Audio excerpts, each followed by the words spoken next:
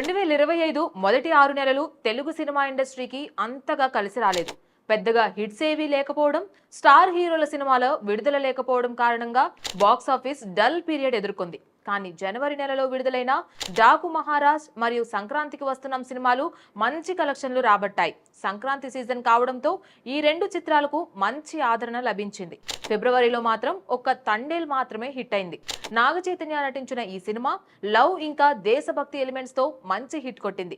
మార్చిలో రిలీజ్ అయిన కోర్ట్ అనే సామాజిక థ్రిల్లర్, అలాగే మ్యాడ్ స్క్వేర్ అనే యూత్ ఎంటర్టైనర్ మంచి వసూలు రాబట్టాయి. ఈ రెండు చిత్రాలు తమ కంటెంట్ తో అలరించాయి.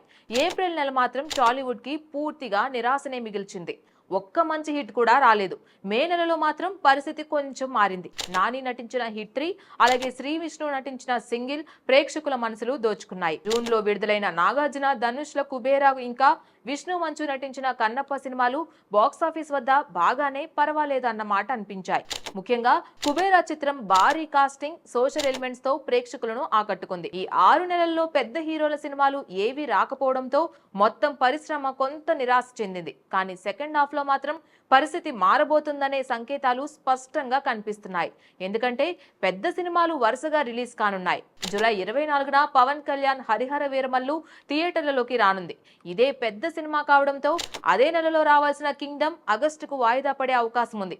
జూలై 4న తమ్ముడు కూడా రిలీజ్ కి సిద్ధమవుతోంది. ఆగస్టులో అయితే అసలైన ఫెస్టివల్ మూడ్ ఉంటుంది. వార్ 2 మరియు కూలీ ఆగస్టు 14, అలాగే రవితేజ నటించిన మాస్ జాతర ఆగస్టు 27కి థియేటర్లలోకి సందడి చేయనున్నాయి. సెప్టెంబర్ 5న మిరాయ్, సెప్టెంబర్ 25న భారీగా ఓజీ, అలాగే అఖండ 2 రిలీజ్ కి వస్తున్నాయి. అలాగే విశ్వంబర చిత్రం సెప్టెంబర్ లేదా అక్టోబర్లలో రానుంది.